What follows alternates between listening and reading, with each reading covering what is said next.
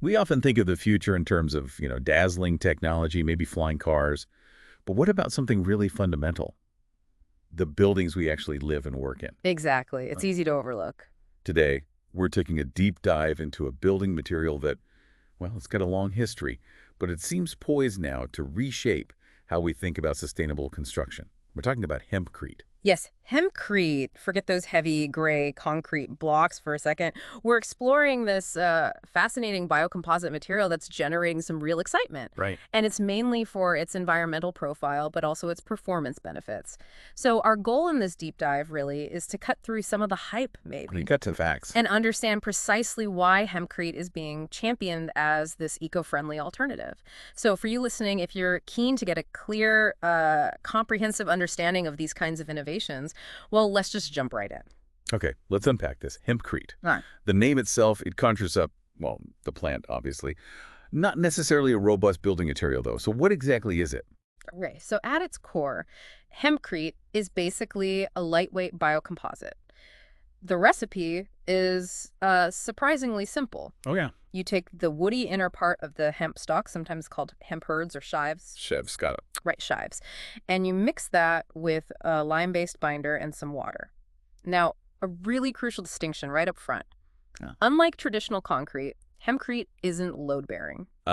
Okay, so it's not holding the house up. No, exactly. You can't build structural walls out of it. Think of it more like a super insulating wall infill. It's fantastic material for creating really comfortable and efficient spaces inside that structural frame. So it's not the bones of the building, but maybe the really effective flesh around it, playing vital roles in other ways. Precisely. And it really excels in those roles. Its key advantages are its exceptional ability to keep heat in or out its thermal performance, Okay. its sound dampening qualities, its knack for managing indoor humidity, which is a big one, and of course its remarkable environmental profile. It's, a truly versatile material tackling multiple needs at once. Right. Thermal efficiency, that's huge for everyone, especially when you see those energy bills rolling in. What makes hempcrete such a strong insulator then? Well, what's fascinating here is its incredibly low thermal conductivity. The numbers range from just zero point zero 0.06 to zero point 0.12 watts per meter Kelvin. Okay, what does that mean in, like, normal terms? Right. So imagine trying to quickly cool down a really thick wool blanket versus just a thin cotton sheet. Hempcrete is like that thick blanket for your walls. Okay. Heat moves through it very, very slowly, so it's a highly effective barrier against heat loss in winter and heat gain in summer. And that translates to R value, right? How does it stack up there? Yes, exactly. This low conductivity translates to an R value of about 1.7 to 3.0 per inch. Now think of the R value like the TOG rating on a duvet, maybe. The higher the number, the warmer you'll stay inside, basically, and Wow. the less your heating or cooling system has to work. That definitely sounds like good news for the energy bill. And you mentioned something about it helping keep indoor temperature stable, too, not just insulated. Yes, it does, and this is down to its specific heat capacity, which falls between 1,000 and 1,700 joules per kilogram Kelvin. Oh. Essentially, hempcrete can absorb quite a significant amount of heat energy, store it, and then release it very gradually. You feel like a thermal battery. Exactly like a thermal battery. That's a great way to put it. So on a hot day, it sort of soaks up some of the heat trying to get inside, and then on a cool evening, it slowly releases some of that stored warmth back into the room. It helps to really even out those temperature swings. Okay, a thermal battery for my house. I like that. Now let's talk moisture, dampness, mold. They're major concerns in buildings. How does hempcrete handle humidity? This is where its hygroscopic nature comes into play. That sounds technical, but think of hempcrete walls as kind of breathing. Breathing walls, Yeah, okay. they have this natural ability to absorb excess moisture from the air, a bit like a sponge. Yeah. And then, crucially, they release it back when the air becomes drier. So it balances things out. Yeah, exactly. It helps maintain a balanced and comfortable level of humidity indoors, and that's crucial for preventing the growth of mold and just creating a healthier living environment overall. Mold is definitely something nobody wants. So it's not just tolerating moisture, it's actively like managing it to prevent problems. Precisely. And the lime-based binder in the mix is also really key here. Lime naturally has a high pH, which is alkaline, Right. and that environment makes it very difficult for mold spores to grow. It can even deter certain pests, so you get this double benefit for healthier indoor air quality. Okay. Healthy air, lower bills. That's a pretty good start. Now, a fundamental concern with any building material is safety. How does it perform with fire resistance? Absolutely critical, yeah. And this is another area where Hempcrete really stands out, actually. It boasts a Class A fire rating. I'll say, that's the top one, isn't it? It is. It's the highest possible rating. It means it's significantly more resistant to fire than many traditional materials like wood framing or even standard gypsum drywall. Its flame spread index can be as low as 0. Zero flame spread. Wow. How? What's the secret behind that? Well, it's a combination of things. The lime and the natural silica content from the hemp hurd, when they're exposed to heat, they form a sort of non-combustible char layer on the surface. Ah, like the protective shell. Kind of, yeah. And additionally, the material itself is quite dense. It's tightly packed. This structure limits the amount of oxygen that can actually get to a potential fire inside the wall. Right, fire needs oxygen. Exactly. So you starve it of oxygen. This significantly slows down the progress of a fire, giving you and your family crucial extra time to evacuate in an emergency. It's not just about resisting flames, it actively buys you precious time. That's incredibly reassuring. Okay, what about noise? We've covered heat, moisture, fire. Can hempcrete help make things quieter? It certainly can. It's actually quite good acoustically. A hempcrete wall, say around 300 millimeters thick, which is about 12 inches, Yep. that can achieve a sound reduction index, or RW, of up to 43 decibels. And how good is 43 dB? That's really quite good sound insulation. It means it significantly reduces the amount of noise traveling through the wall, either from outside or, between rooms. Nice. And on top of that, it also has a pretty good acoustic absorption coefficient, around 0.69. This means it also helps to soak up sound within a room, reducing echoes and reverberation, making the interior feel calmer and quieter. So it keeps noise out and makes the inside sound better too. It sounds like a pretty high-performing material all around. Now, you mentioned earlier it's lightweight. How does that impact the building process itself? Ooh, being relatively lightweight, typically between 300 and 500 kilograms per cubic meter, which is much less than concrete, that offers several advantages. Like what? Well, for one, it reduces the overall load on the building's structural frame. That means the frame itself, whether it's timber or steel, might potentially be designed a bit lighter, maybe using less material, which could save costs. Okay, less foundational work perhaps too. Potentially, yeah. It also just makes the material easier to handle and transport on the construction site. Less heavy lifting, literally. Makes sense. And what about its strength and stability in other ways? I think I remember you saying something about it being good for earthquake zones. Yes, that's right. Now, remember, it's not load-bearing. Right. Always needs the frame. Always needs the frame. But hempcrete does have a degree of inherent flexibility, more so than, say, brick or concrete block. This allows it to absorb and accommodate small movements in the building structure, like those that might occur during minor seismic activity, or just general building settling without cracking as easily as more rigid materials might. So it sort of moves with the building a bit, like a shock absorber. A bit like that, yes. A flexible shock absorber for your walls is a good analogy. Okay, flexible but needing that frame. Understood. Now let's shift gears a bit to maybe the biggest topic on everyone's mind these days. The environment. How sustainable is hempcrete really? This, I think, is where hempcrete truly shines. It's often described as a carbon-negative material. Carbon negative. That's a pretty bold claim. How does that work? Can it really take more carbon out than it puts in? Well, yes, that's the idea. Imagine a typical house actually inhaling more carbon during its creation than was emitted to build its walls. That's the potential with hempcrete. Wow. It comes down to the hemp plant itself.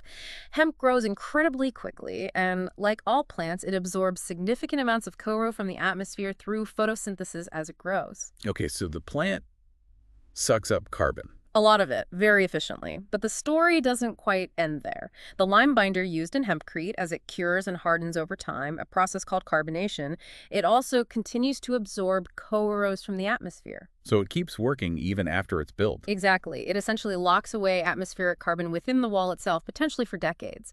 So you get the carbon absorbed by the plant and then more carbon absorbed by the binder over time. That's actually remarkable. Yeah. And what about the raw materials themselves, the hemp and the lime? Are they eco-friendly?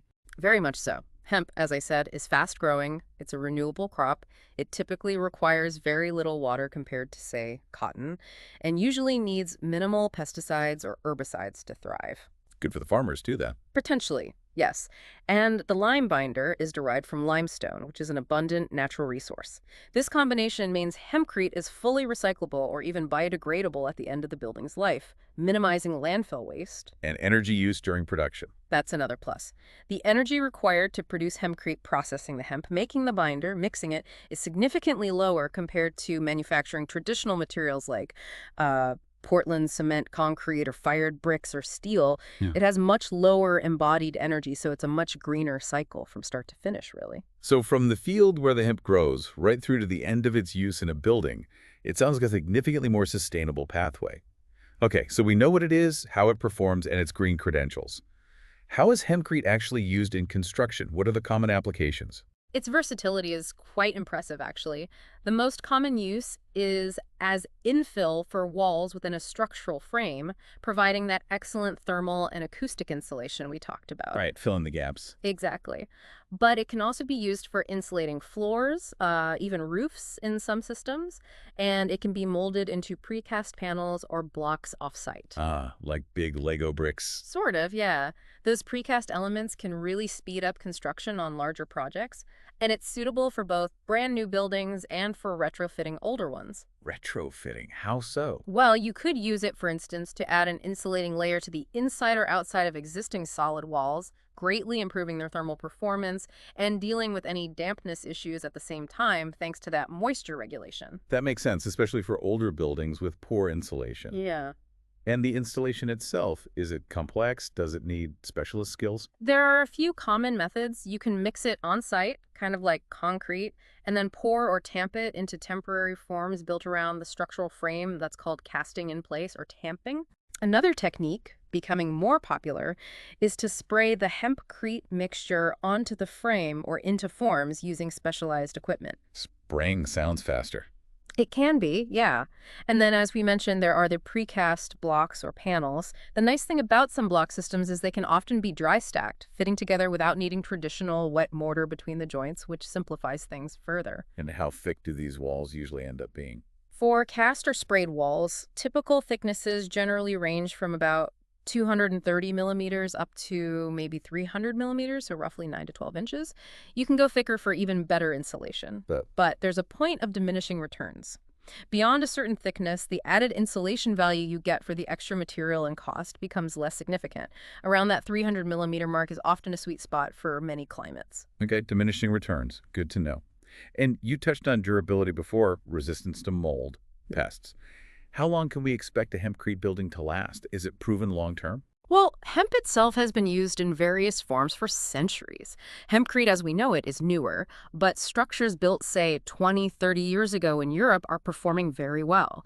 Its inherent resistance to those common building problems, mold, pests, humidity damage, contributes significantly to its expected longevity. Because it manages moisture so well and the lime makes it unappealing to critters, it's expected to be a very durable, low-maintenance material suitable for a wide range of climates. It should last for many, many years. Okay, it honestly sounds almost too good to be true sometimes. Oh. What are the main drawbacks or limitations we really need to be aware of? There must be some. Oh, definitely. No material is perfect for everything. The primary limitation, as we've stressed, is its non-load-bearing nature. Right, the frame is essential. Absolutely essential. It always needs that separate structural frame, timber, steel, sometimes reinforced concrete, to actually carry the weight of the floors, the roof, and resist wind loads and so on. You cannot build a structural wall purely from hempcrete. Okay, crystal clear on that. What else? Cost. Yes, cost can be a factor. While the long-term savings on energy bills and potentially reduced maintenance can be significant, the initial upfront cost of hempcrete materials, and maybe the specialized labor, depending on your location, Yeah. it can sometimes be higher than conventional insulation and walling materials like, say, fiberglass insulation and drywall or standard concrete blocks. Availability of materials and experienced builders can also vary geographically. So potentially more expensive to build initially, but maybe cheaper to own and run over the lifetime of the building. That's often the calculation, yes. It's frequently viewed as an upfront investment for those longer-term benefits, lower energy use, healthier environment, durability. That's a crucial point for anyone budgeting a project. So weighing those pros and cons, is hempcrete still just a niche, sort of experimental material, or is it actually being adopted more widely in real-world building projects? It's definitely gaining momentum and moving beyond the niche category, I'd say. Globally, you'll find it being used in a really diverse range of building types now. Such as, Everything from single-family homes and apartment buildings to commercial offices, public buildings like schools or community centers, even museums. And it's a popular choice, naturally, for specifically eco-friendly developments. is it getting recognized officially, like in building codes? Yes, increasingly so. It's gaining recognition and acceptance within building codes in various countries, and it's often highlighted or rewarded in green building certifications like LEED or BREEAM.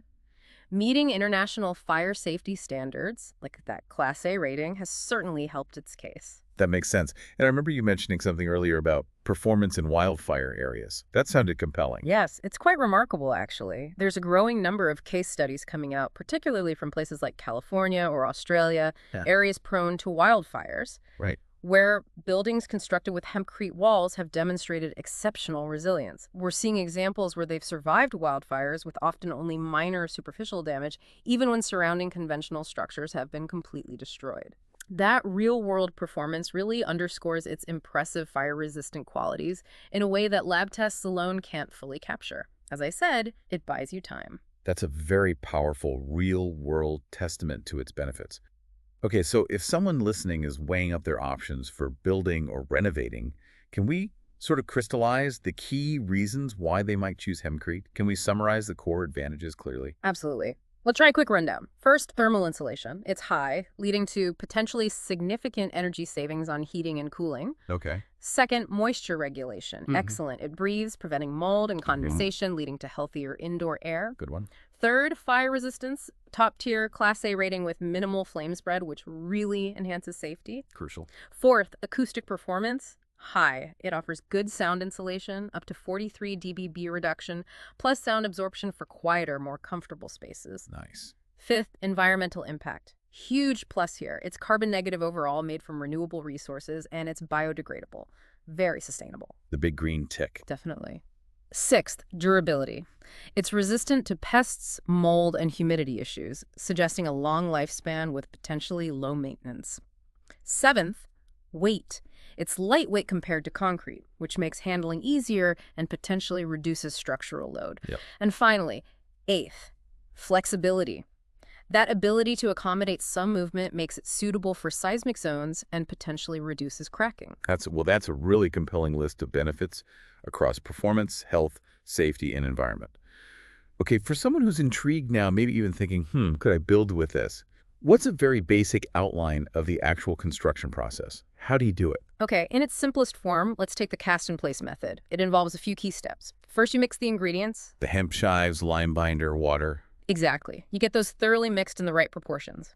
The recipe is important to achieve the desired consistency. It's often described as being like a sort of stiff porridge or damp mulch. Okay, got the mix. Then you place that mixture into temporary forms or formwork that create the shape of the wall, usually built around the structural frame. You typically place it in layers or lifts and tamp it down gently to ensure there are no voids, but without over-compacting it. Or, as we said, you could spray it in. Right. Then it just sits there. Then comes the curing phase. Once the hempcrete is in place and the forms might be removed after a day or so, it needs time to dry and harden properly. This isn't like concrete setting chemically overnight. It's more about drying out and the lime carbonating. This can take several weeks, even months, depending on the wall thickness, the weather, ventilation. Patience required. A bit, yes. Proper drying is crucial. Finally, once it's sufficiently cured and dry, the hempcrete wall can be finished. Usually this involves applying a breathable plaster, often lime-based or clay-based, to protect the surface and provide the final look. Or sometimes people leave it exposed internally for a very natural aesthetic. And the blocks are simpler. Generally, yes. If you use precast hempcrete blocks, they arrive on site already cured, so you're essentially just assembling them, often dry stacking, or using a thin bed mortar, which can be much faster than casting on site. Okay, so a process with some parallels to conventional methods, but definitely its own specific considerations, especially around mixing and curing. This has been a really illuminating deep dive, thanks. Hempcrete seems to present this really compelling intersection of, well, high performance and genuine sustainability. It really does. I think its potential as a sustainable building material goes way beyond just being good insulation. It offers a more holistic approach, maybe, creating buildings that are not only energy efficient and comfortable to be in, but also significantly better for the planet. Absolutely. It feels like it's more than just picking a different material off the shelf. It's potentially a step towards building in a fundamentally more sustainable and resilient way. It really does seem to be redefining some possibilities in green construction. Hmm. And that actually brings up an important final thought, perhaps, for you, our listener, to consider. As we all continue to grapple with the impacts of climate change, and there's this really pressing need for more sustainable solutions across the board, how might innovative bio-based materials like hempcrete play an increasingly significant role? How could they really shape the future of our homes, our offices, our cities?